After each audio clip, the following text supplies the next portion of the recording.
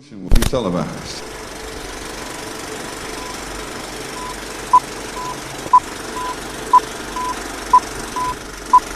Please note, this show contains adult language and themes and is intended for mature audiences only. Listener discretion is advised.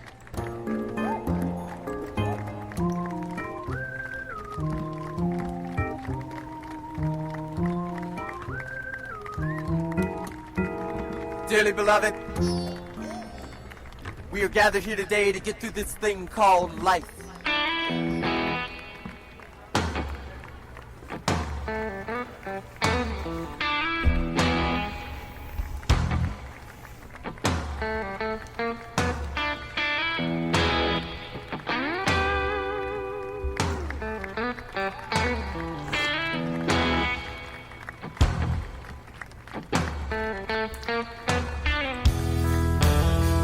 You are listening to the Reset Yourself 22 podcast with your host, Jimmy Gonzalez.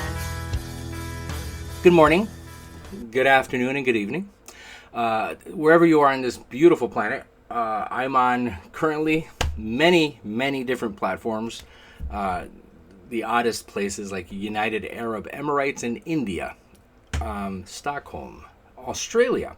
But thank you to my listeners. I greatly appreciate it.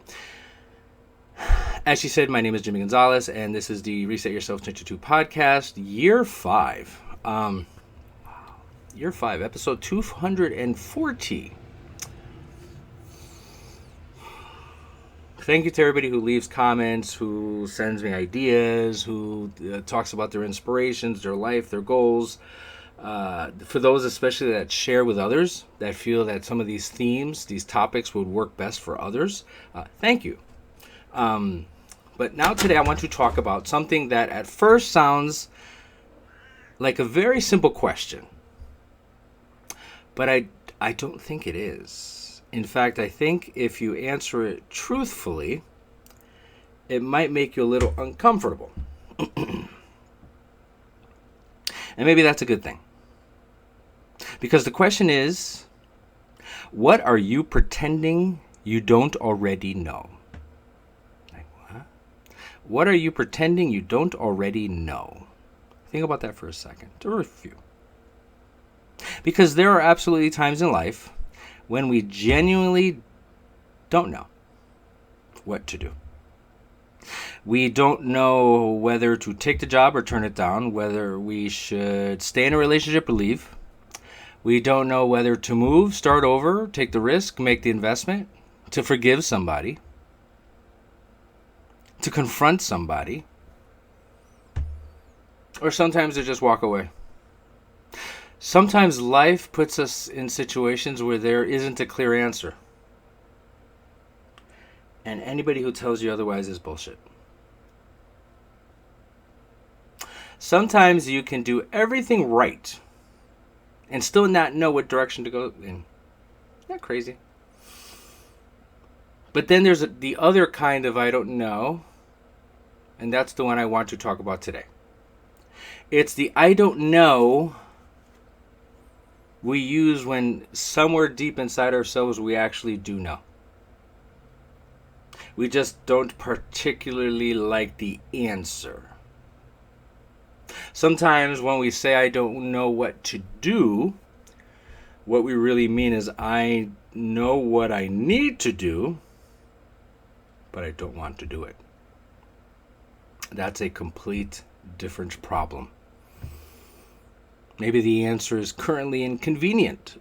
Maybe it's going to hurt. Maybe it's going to disappoint somebody. Maybe we're going to have to give something up. We're going to have to lose something. Maybe we're going to have to admit that something we've been defending for the last 5, 10, 15, 20, 25 years was never working. And let's face it, human beings can be remarkably creative when it comes to avoiding an answer that especially we don't want to hear. We'll ask 5 different people for advice. And if the first 4 tell us something that we just don't agree with or like, somehow we're convinced that number 5 is going to be the genius that we've been waiting for. We'll buy another book. We'll listen to another podcast, watch another video until we get the answer that we feel works for us. And we tell ourselves we're looking for clarity, because sometimes we are. Sometimes we're not looking for clarity at all. Sometimes we're looking for permission to continue to do exactly the same thing wrong over and over and over because I just don't like what I'm being told. We're not searching for an answer. We're searching for an answer we like better than the one that we already have. Are you actually looking for a truthful answer, or just something to keep the ride of bullshit going? And I think that's worth examining, because there is an enormous difference between not knowing something and refusing to acknowledge something. One is a lack of information. The other is avoidance. And avoidance can disguise itself as confusion for years. Think about your own life. Is there something you complain about constantly that, if we're being completely truthful,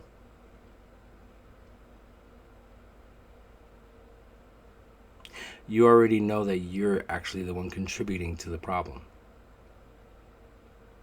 Is there something you say you desperately want to change while continuing to repeat the behavior that keeps creating it?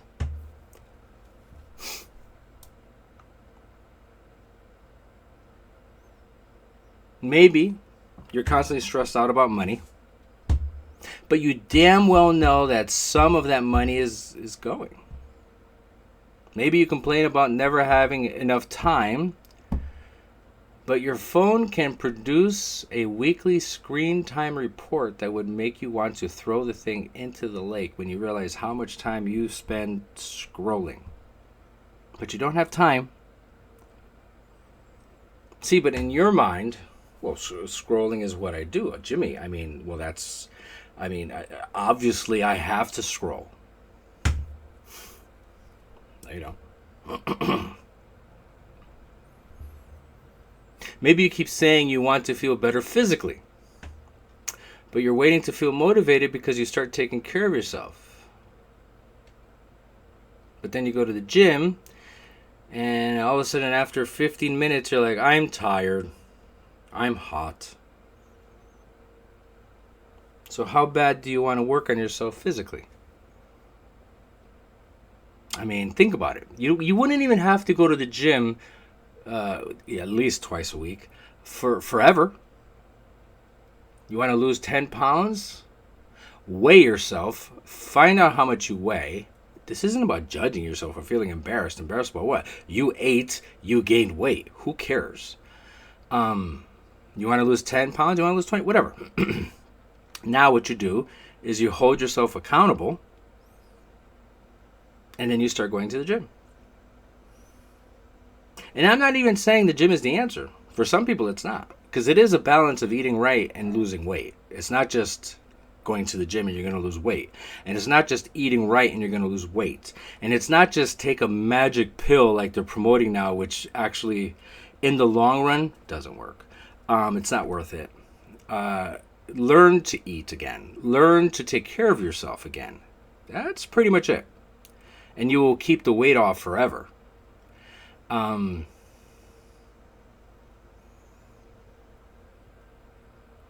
Maybe there is somebody in your life who has shown you who they are 27 different times. And you're waiting for the 28th time to somehow be different. Maybe there's a conversation you've needed to have for months with someone. Maybe there's an apology you owe to someone. Maybe there's a boundary that you need to establish that you just won't. And then you get mad when your boundary is crossed. How dare they? Somebody crosses your boundary and makes you feel uncomfortable. In most situations, did you let them know from the get-go where you stand and where your walls are? I'm just asking because that seems to be the biggest issue. Maybe there's a dream that you keep talking about but haven't taken one meaningful step towards.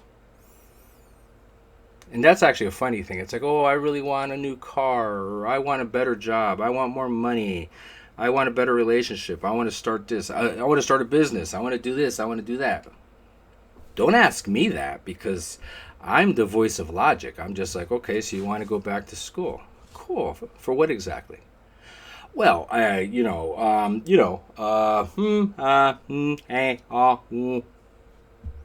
where would you be taking classes? Oh, yeah. Well, I mean, there's that school. It's up in that place. Really, how much are the classes? Would you be getting like grants, funding, state funding, or would you be paying out of pocket? Well, how much is the class? Oh, I don't even know. I can tell you. You ready? Hold on. I'm gonna tell you. Magic powers. You ready?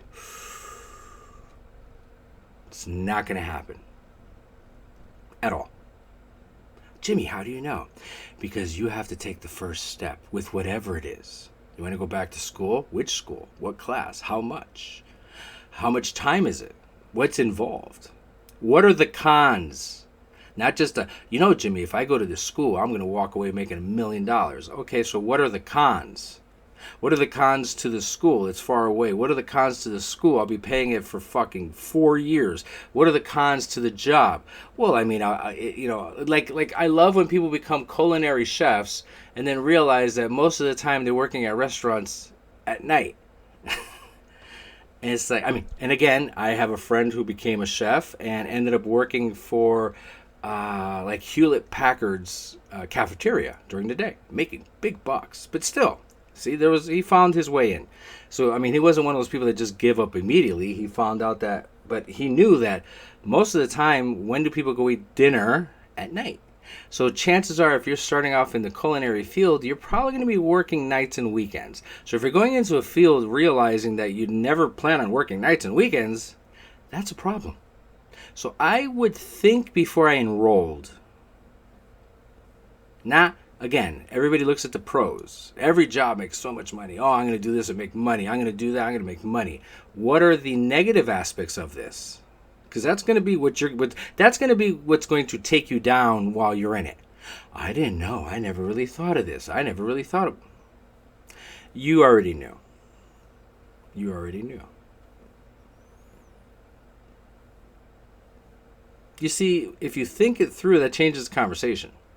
The moment you can say, yeah, I know, you have moved from confusion to responsibility. And responsibility is a word that gets misunderstood because people hear responsibility and immediately think blame. No, those are not the same thing.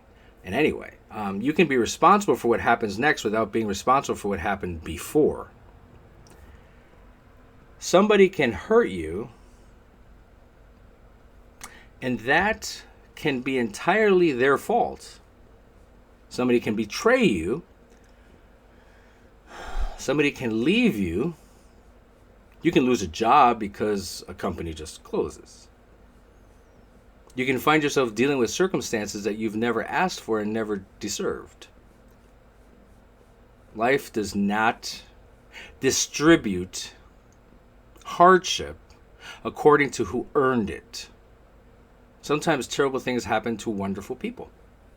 And sometimes people who behave terribly seem to skate through life without a scratch. But you're not there when it happens. You may assume so, but that's reality. But eventually, after something happens, a different question appears. Maybe I didn't cause this, but what am I going to do now with it? That question gives you something back. It gives you movement. It gives you some degree of control. It doesn't erase what happened. It doesn't excuse everybody. It doesn't magically make everything okay. It simply says, I'm not giving this thing authority over every decision that I make from this point forward. And here's where I think we make that mistake. Another mistake.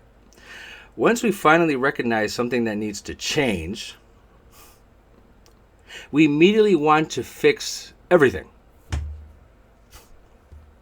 We turn one realization into a complete renovation project.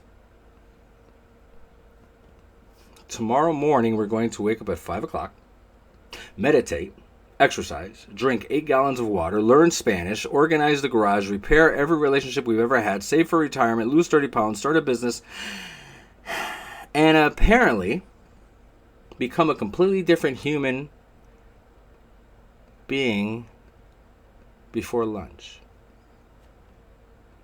Then Thursday arrives, we're exhausted, and we're right back to Monday.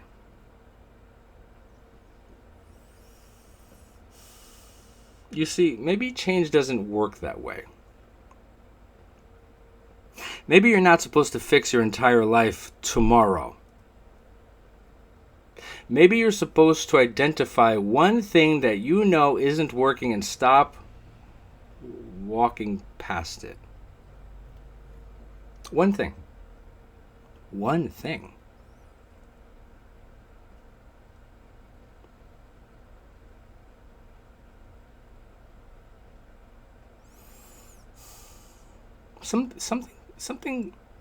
Something small enough that you can hide behind the excuse that it's impossible. If the entire house is a disaster, clean one room.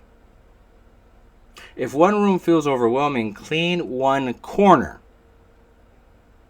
If you haven't exercised in 2 years, don't announce that you're training for a marathon. Walk around the block. If you've been avoiding a phone call, make the phone call. If you're spending money every day on something you don't even care about anymore, stop buying it. If the first thing you do every morning is reach for your phone and immediately allow the entire world into your head, leave the damn thing on the table the night before. These things sound ridiculously small and simple because they are. And that's precisely why I'm telling you it matters. I had a client a few years back that part of her, it was involved, but a part of her session was losing some weight. And she was shocked when I didn't jump on the whole, you need to stop eating this, and that. You need to join a gym. You need to do all this stuff. She was actually almost disappointed that it's like you're not going to make me do all this. No. Currently, your diet sucks. You're not doing any exercise. You spend all your time on the couch. You have big meals, and then you fall asleep on the couch, and then you go to bed early. Okay. So what I asked her to do, I said, does she have a driveway? She said, yes. I said, okay. How long is it? And she goes, maybe like let's say the length of my house from the front of the house to the street. The mailbox is right there. I said, okay, that's good. Who gets the mail? My husband does. Okay. Start by telling your husband that from now on you will get the mail. And any packages or whatever you'll bring in. So, of course, he was like... So this is the way the mind works. So there was other things involved in the session, but that was one little tidbit that I told her. Just start getting the mail. So I saw her 2 weeks later for a follow-up visit, and everything else was going well. The weight loss she felt was getting worse. She's eating even more. I said, why? She goes, because I'm really tired after I get the mail. And I was like, okay, how far is this mailbox? And then she goes, oh yeah, no. Well, what happens is, see, I get to the mailbox, and then I realize it's really not enough. So I walk all the way down to the end of my street. There is a little baseball field with a track. So I walk there, and when I get there, I walk around the track, and then I walk all the way back, and oh my God, I'm just so tired. So I come back, and I sit on the couch, and oh my God, and it's just half of the time I fall asleep on the couch now, and of course I love chocolate Jello, so I end up just craving chocolate Jello, and I end up having maybe 2. Once I had 3, but maybe 2 of them, little containers. And I was like, oh, okay. So she's like, so honestly, see, your idea didn't work. I asked you to just go to the mailbox. Yeah, but that's not enough. Right. But see, before that, you did nothing. I asked you to do something. Day one, you did what I feel is too much. So now you're kind of like letting the world know that, like, well, it's just, I can't. It's just too much. Then I come in and I almost fall asleep on the couch and have my Jell-O brand gelatin. What I told her was, what I was asking you to do for the next 2 weeks is to walk to the mailbox. That's all. To the mailbox and back. And then I would have you walk to the corner and back. Then I would have you walk to maybe the other corner, which is maybe 4 houses a little bit longer, and back. And she just looks at me and she's like, oh. So it's like people that decide today that they're heavy, they're out of shape, and immediately what's the very first thing they do? Especially January and February. They join your local gym.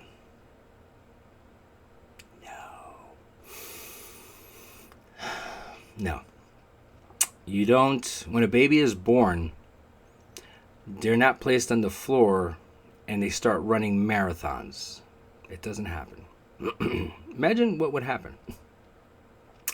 They crawl. They crawl for a few days, a few weeks. They fall. They learn what falling is. They get angry most of the time because they find the energy to get right back up again. And before you know it, they're walking. And a month later, they're running. And a couple months later, before you know it, they're on a bicycle. It takes realistic steps. And the same thing goes for mindset, too. For losing weight, too. For my friends that want to lose weight, you don't go from eating crap for 40 years and then thinking that you're going to lose the weight in 2 days. It took you 40 days to get the wonderful body you have. You really think you're going to lose it in a week? That's why I think it's funny, people that tell me like, oh yeah, I'm on a magic pill and I've lost 40 pounds in a month or 2 months. I'm like, hey, congratulations. I mean, I'm not going to share this to them because, hey, they did something, but realistically, that is extremely unhealthy. It's very unhealthy. Your body has to understand what's going on. Your body has to get used to the new habits, the new you, the new eating habits. And that's in life completely. That is how life works. We have become so obsessed with transformation and almost completely dismissive of correction. Everybody wants the dramatic before and after picture. Now, quick. Nobody wants to talk about boring Tuesday morning decisions that created it anymore, but your life isn't primarily made out of enormous showy moments. These moments are rare. Weddings, funerals, births, graduations, promotions, vacations, moving into a new house, retiring from a career. Those are landmarks in our life. Your actual life is everything between the landmarks. Your life is Tuesday morning. Your life is what you do after dinner. Your life is the 20 minutes before you go to bed. Your life is walking to just the mailbox. Your life is what you say to yourself after you make a mistake. Your life is how you respond when somebody pisses you off. Your life is what you do when nobody is watching and nobody is going to congratulate you. Your life is what you do when nobody is going to judge you. You're on your own, kid. Be the true you. Which means that if you want to change your life, you better start paying attention to the ordinary moments. Because small things become enormous things when you repeat them. One bad meal isn't going to destroy your health. One salad isn't going to save it. Missing one workout isn't going to change your body. And doing one workout isn't going to transform it. Spending $20 unnecessarily is not going to bankrupt you. And saving $20 once isn't going to make you wealthy. One cruel comment probably won't destroy a relationship, and one beautiful compliment probably won't save one that's been neglected for years. But repeat any of those things hundreds or thousands of times, and suddenly we're talking about something completely different. Repetition takes something insignificant and gives it power. And here's the part I find fascinating. Eventually, repeated behavior stops feeling like a decision. It starts feeling like who you actually are. You stop saying, I've been procrastinating, and start saying, I'm a procrastinator. You stop saying, I haven't been taking care of myself, and just say, you know what? I'm unhealthy. You stop saying, I've made some bad financial decisions, and start saying, I'm terrible with money. Somewhere along the way, a behavior becomes a description. And then the description somehow becomes your identity? Why? That's dangerous. Because once you turn something into your identity, you now stop questioning it. And that's just the way I am? That's stupid. How many times have you heard somebody say that? It's just the way I am. More importantly, how many times have you said it to yourself? I'm impatient, I'm lazy, I'm terrible with relationships, I'm not disciplined, I'm not confident, I'm bad with money, I'm just an anxious person, I'm not somebody who exercises, I'm too old to start over, I'm not good at learning new things. It's just the way I am. But is it? Or is that simply the way you've behaved often enough that it became familiar and comfortable? Because familiar and permanent are two very different things. You learned behaviors through repetition, which means new behaviors can also be learned through repetition. Correct? Was that too fast? You learned behaviors through repetition, which means new behaviors can also be learned through repetition. And that's why I keep coming back to that question. What are you pretending you don't already know?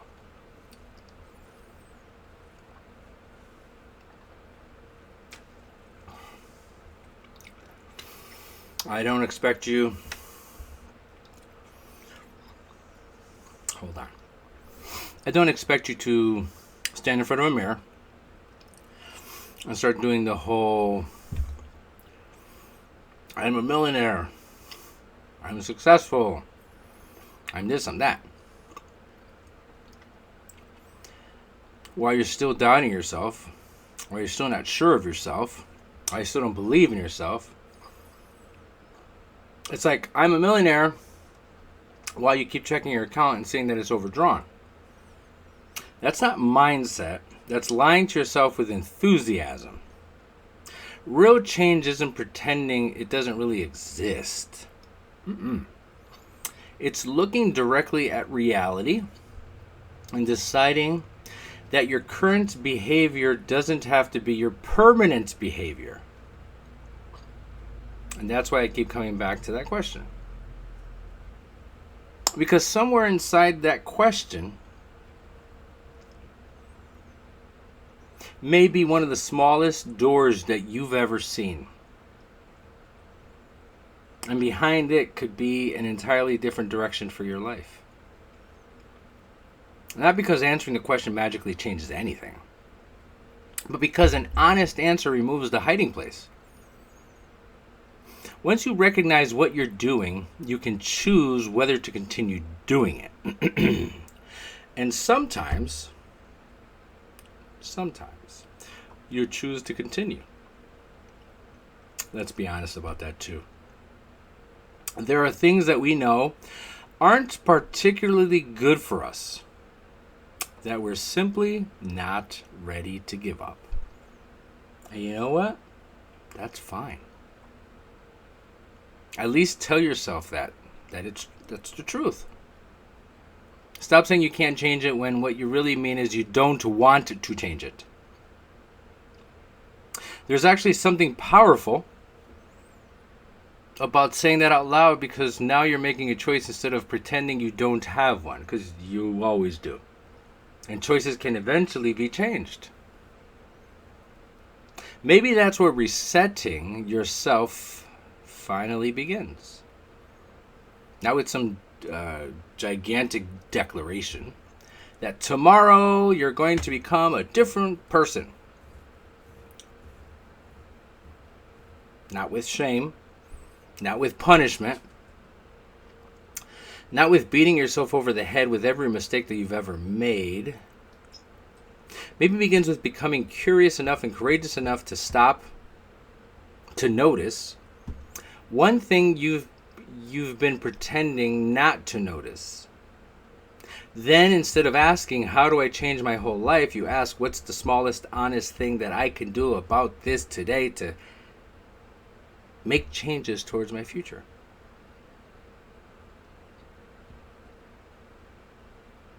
Not, how do I change my whole life? What's the smallest honest thing that you can do today? Because you don't have to repair everything tonight, right now. You don't need to know where you'll be in 5 years from now. Focus on today for now. Focus on surviving the day.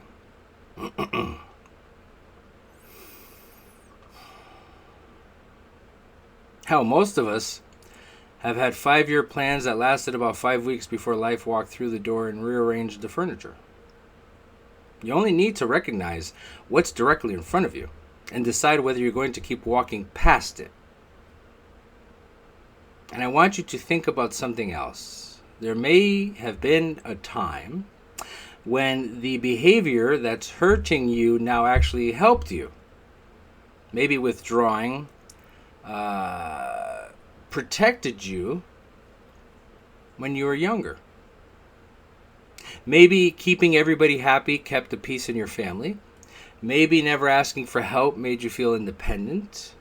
Maybe staying constantly busy kept you from having to think about something painful. Maybe making jokes about everything kept anybody from seeing that you were actually hurting. Maybe controlling everything around you once made an unpredictable life feel safer.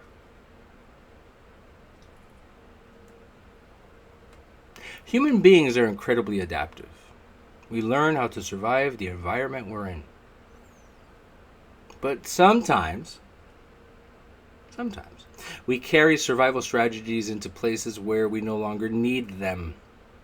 And then something that once protected us begins imprisoning us. That's another reason I don't believe in attacking yourself over your habits. Before you condemn a behavior and criticizing yourself, understand what job it has been doing for you. Because if you remove something without understanding why you needed it, you're probably going to replace it with something else that does the same job.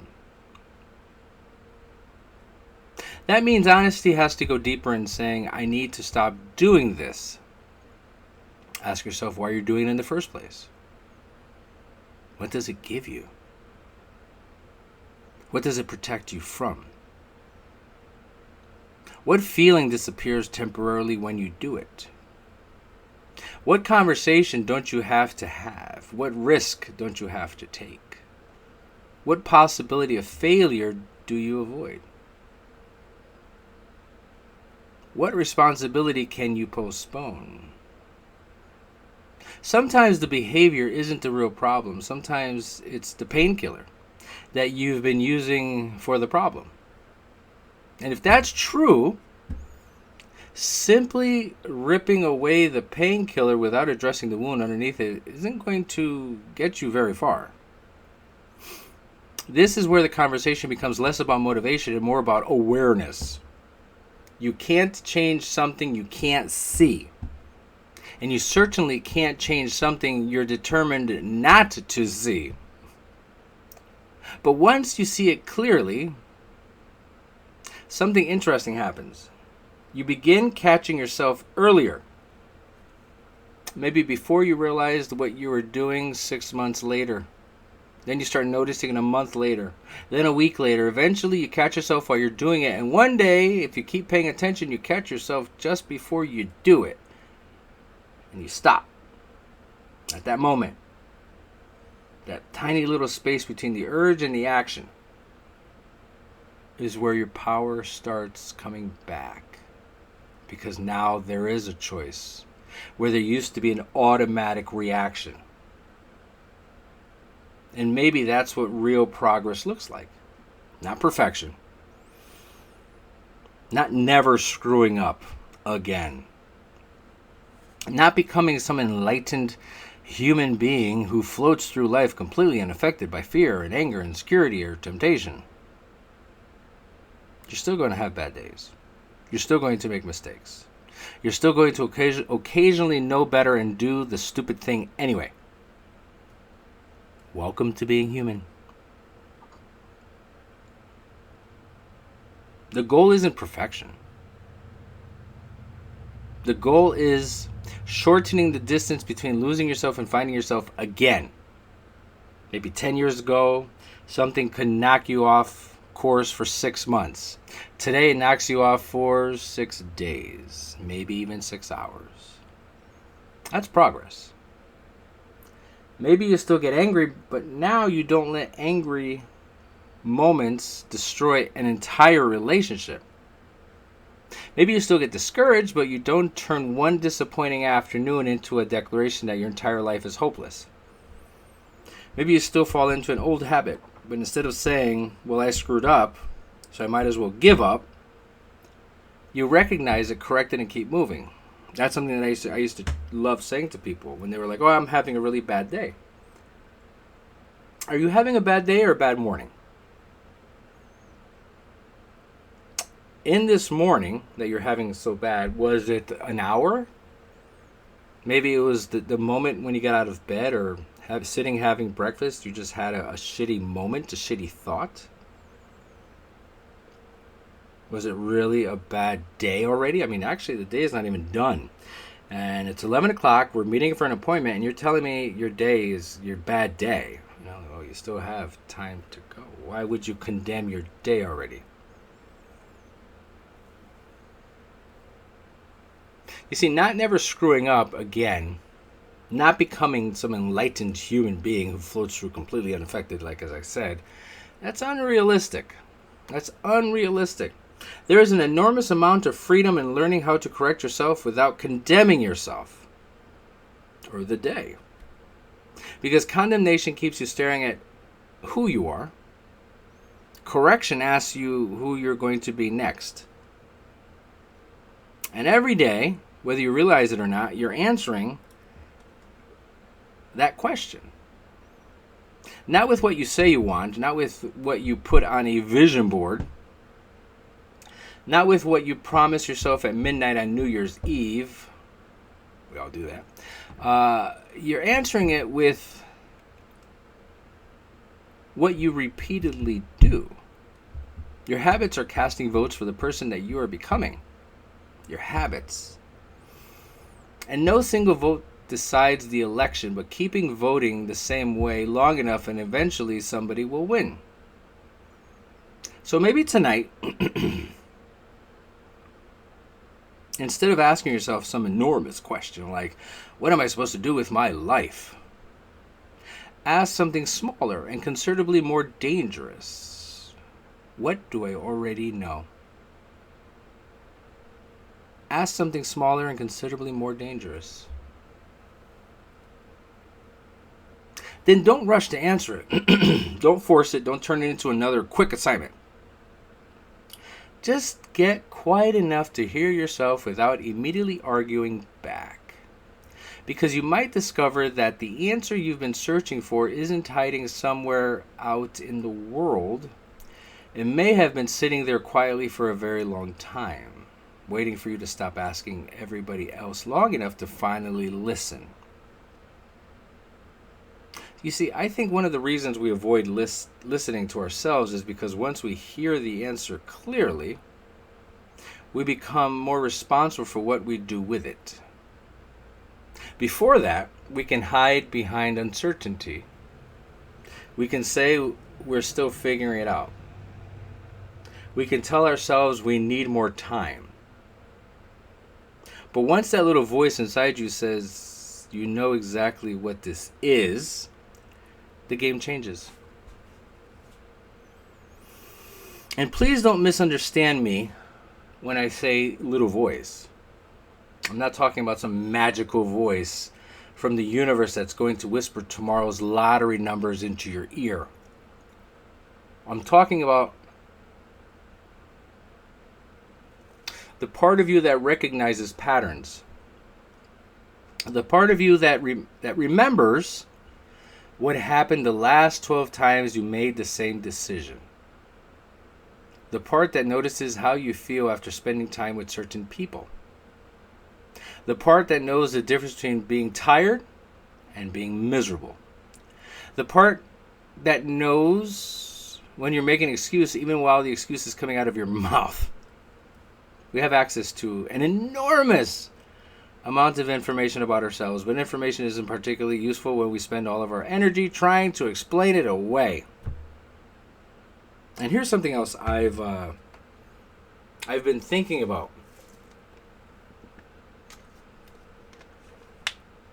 We tend to imagine that the biggest lies in our lives are the lies that other people tell us.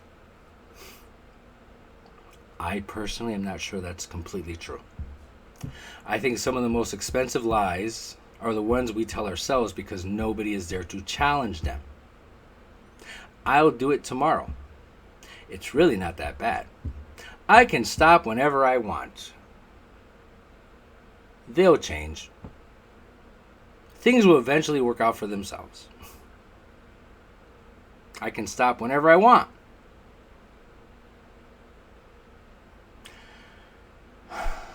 I'm too old, I'm too busy, I'm too young, I don't have enough money, I don't have enough time, this is just who I am. Some of those statements kind of contain some truth. Maybe you really are busy. Maybe money really is tight. Maybe somebody really did treat you unfairly. Maybe you carry responsibilities other people don't understand, which I think most of us do. But the question isn't whether your excuse contains some truth. The question is whether you're using the truth to explain your situation or to surrender to it. Those are two very big things. Very different things. I think we also have to stop treating discomfort as proof that we're doing something wrong.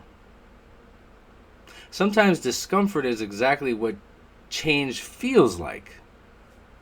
If you spent your entire life saying yes to everybody, the first few times you say no are probably going to feel terrible. You might feel selfish. You might feel guilty.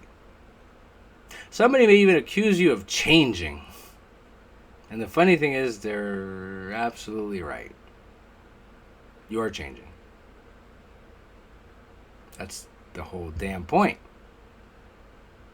If you always avoided a confrontation, speaking honestly is going to feel uncomfortable. If you've always spent every dollar that came through your hands saving money, it's going to feel restrictive. If you spent years eating whatever the hell you want, whenever you want it, changing that relationship with food isn't necessarily going to feel wonderful on day 3.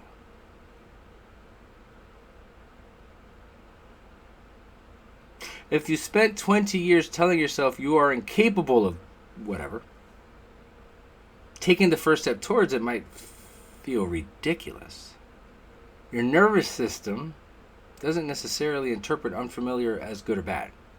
Sometimes it simply interprets unfamiliar as dangerous. So you can be moving in exactly the right direction, and something is telling you it's the wrong direction. That matters. Because a lot of people begin changing, feel uncomfortable, and immediately interpret this discomfort as a sign that they should go back. But back feels comfortable because back is familiar.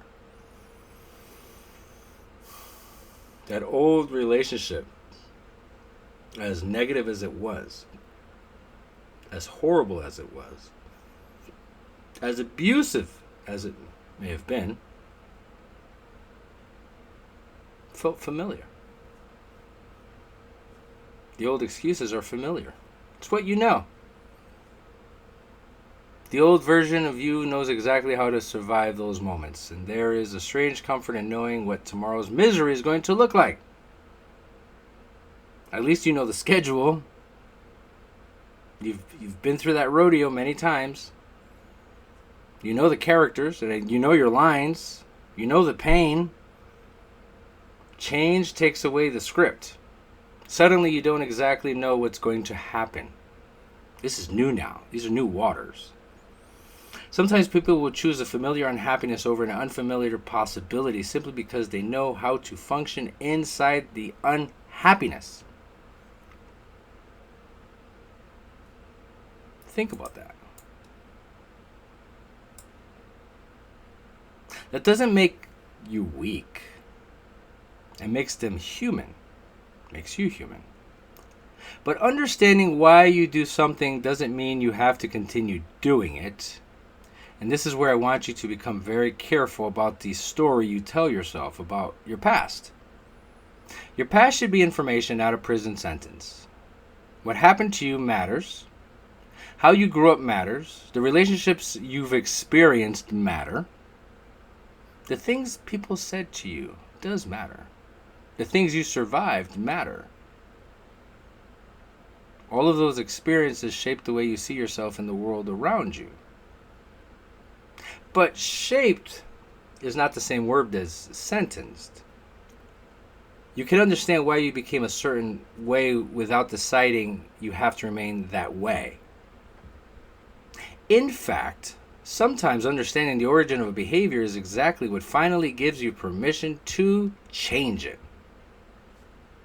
You can look backwards and say, oh, now I understand why I do that. And instead of turning that realization into another excuse, you can turn into compassion followed by a decision that made sense then. It doesn't serve me now. I love that distinction because there are things we learned when we were 10 years old that we're still using at 50. Thinking about how crazy that is, imagine using the same shoes you wore when you were 10. Would they fit? You'd probably look ridiculous trying to force your feet into them. Yet emotionally, we do that. We exactly do that. We developed a way of dealing with rejection when we were young. And 40 years later, we're still using it. We learned how to get attention, how to avoid punishment, how to keep people happy, how to protect ourselves, how to disappear, how to become indispensable, how to make everybody laugh, how to never need anybody. And some of those strategies may have worked. A life jacket is wonderful when you're drowning. You don't need to wear the damn thing walking around the grocery store. So when you ask yourself, what am I pretending I don't know? Maybe the answer isn't immediately, I need to stop doing this. Maybe the first answer is, I know why I started doing this. That's valuable. Because once you understand the purpose behind a pattern, you can start finding a healthier way to meet the same need. Maybe you don't actually need the alcohol. You need the relief. Maybe you don't actually need to spend money, but you need something to look forward to today. Maybe you don't actually need everybody to approve of you, but you need to feel safe. Maybe you don't actually need to control every detail, but you need reassurance that everything is about to fall apart. Maybe you don't need another relationship. You need to stop being terrified of being alone.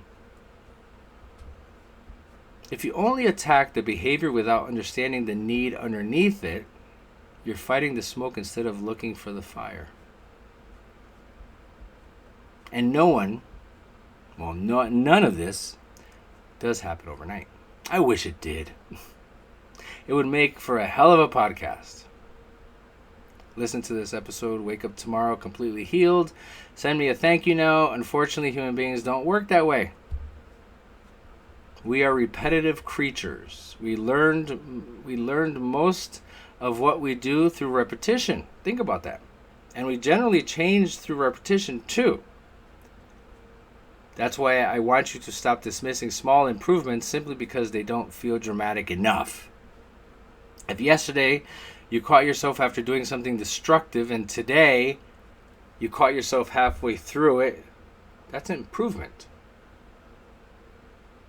If last month you spent 3 days obsessing over something somebody said, and this month you spent 3 hours thinking about it, breaking it down, analyzing it, that's improvement. That's improvement. If you used to respond to every angry message the second you received it, and now you put the phone down for 20 minutes, that's improvement. Nobody is going to throw you a parade for those things. Sorry. Nobody may even notice. But those are the moments when your life begins changing.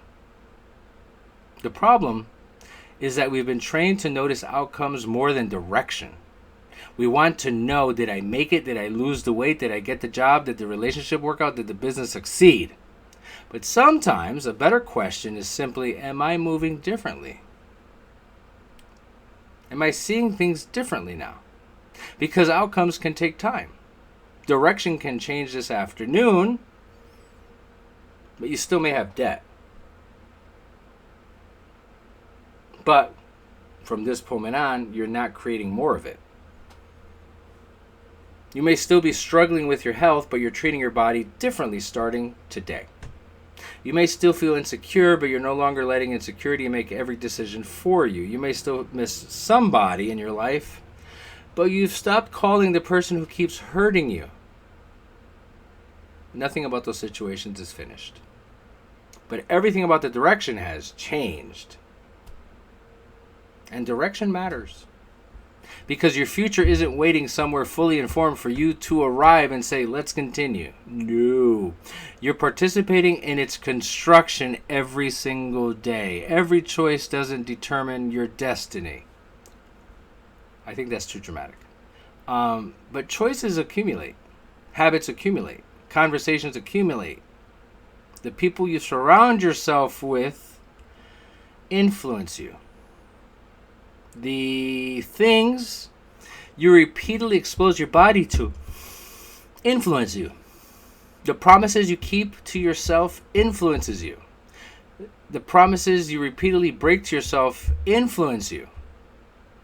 Every time you tell yourself, tomorrow I'm going to do this, and tomorrow comes and you don't do anything, something subtle happens.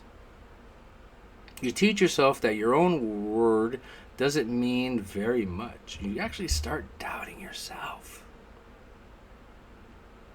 Do that often enough, and then we wonder why we don't trust ourselves. Do you trust yourself?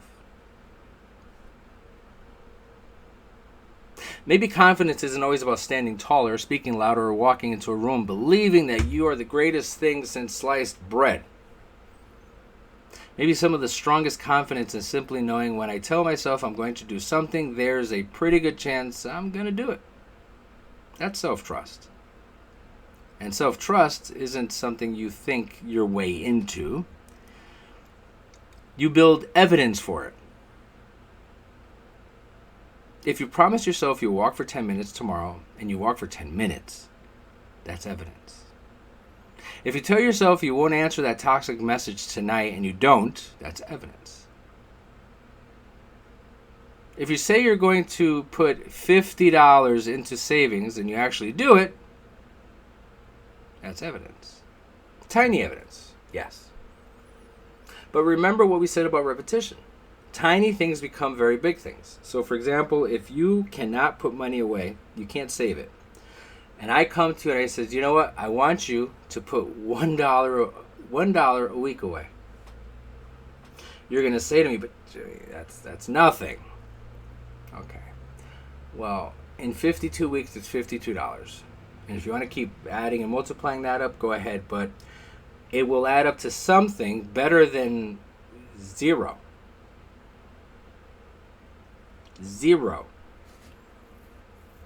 So I know people that I've said stuff like that to, and they're like, $1, I'm going to put away $50.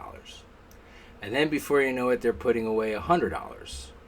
And then they've gone in too deep that now they're starting to cut back and like go into that savings to pull money because they need to. You started too high. It was like walking to the mailbox. I told you to save $1. To create the habit of saving $1. And then before you know it, you save $5. And then 10. And then maybe 25. Because it's becoming a habitual part of your life. It's like people that want to lose weight and stop eating junk food and everything right then and there. It doesn't really work. Every time you make yourself a promise and casually break it, you're building evidence for something else. You're teaching yourself that when things become inconvenient, your commitments disappear. And after enough repetitions, you stop believing in yourself. And here's the thing. When you stop believing in yourself, what do you have? Who are you? That's why somebody can generally want to change and simultaneously hear another voice saying, yeah, right. You've said that before. You know you're full of shit.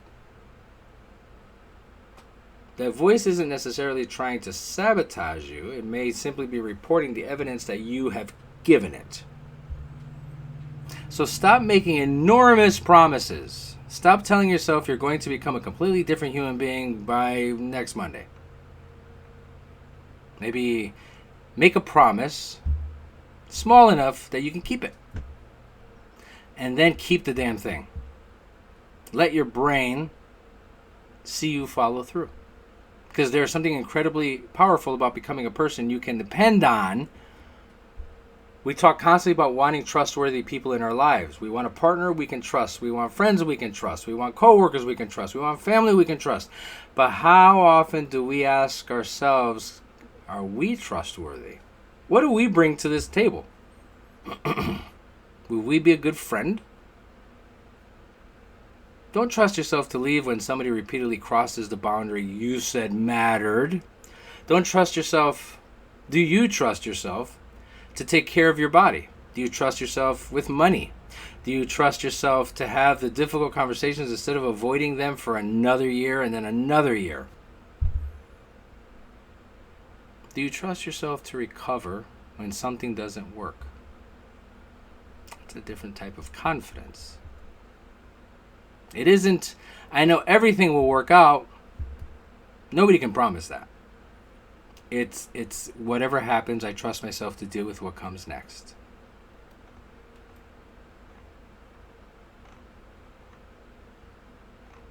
Do you trust yourself? Yeah, no, I'm talking to you right now. Do you trust yourself? Do you believe in yourself?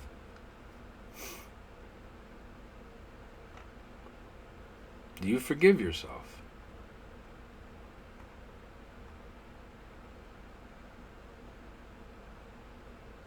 A habit wants you to move quickly.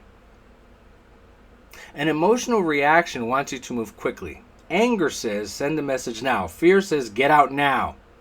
Anxiety says, figure everything out now. Impulse says, buy it now. Insecurity says, ask them again if they're mad at you.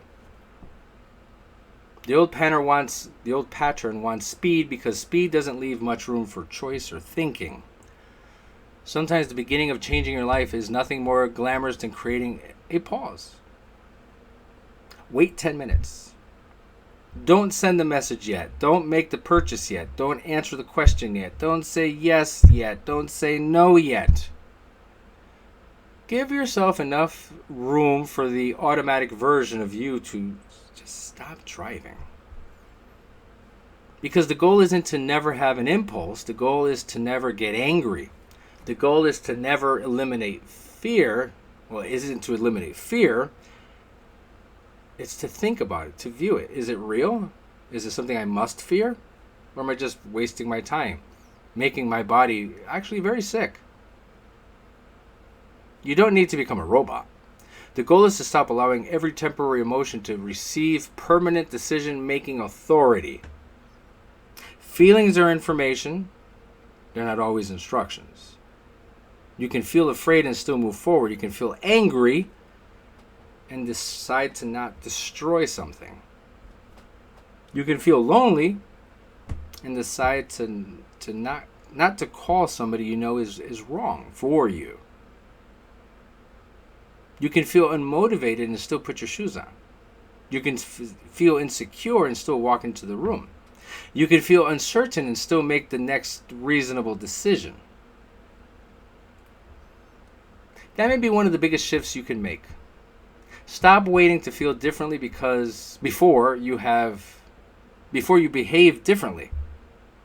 Sometimes behavior has to go first. Sometimes you do the thing while you're scared.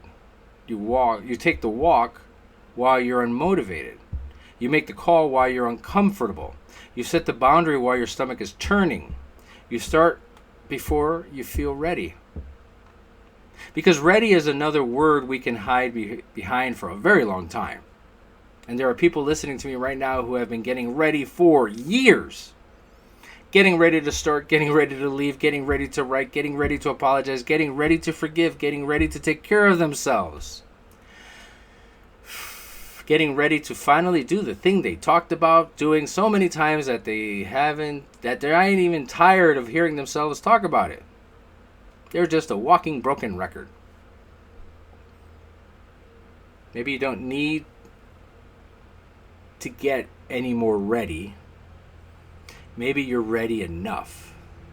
And maybe the question isn't whether you're completely prepared for what comes next. Maybe it's whether you're finally more afraid of staying exactly where you are than you are of finding what happens when you move. So maybe that's where we leave it today.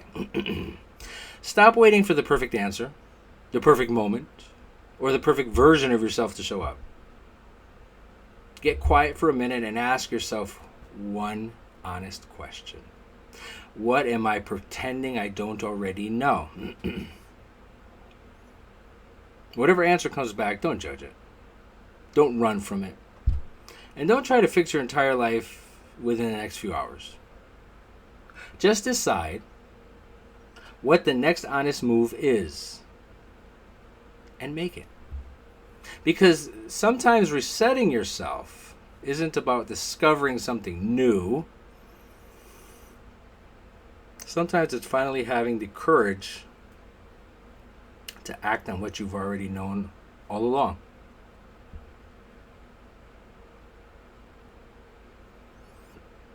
Until next time, take care of yourself. Take care of each other. And remember, you can't always control what happens to your life, but you can always decide what you do next.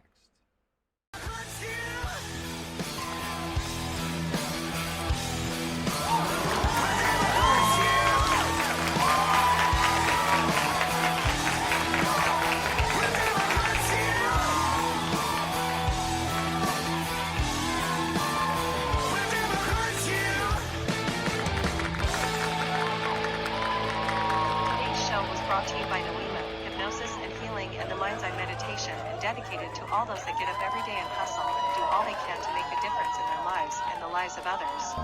Oh my God. If you are interested in learning more about the services that Jimmy offers, visit www.noemahh.com Jimmy offers a downloadable ebook and a link to his Mind's Eye meditation sessions, which are both offered for free. Please consider it a gift. And for those that like the do-it-yourself approach, Jimmy also offers pre-recorded self-hypnosis sessions. If you prefer the one-on-one approach, feel free to reach out. You have been listening to the Reset Yourself 22 podcast.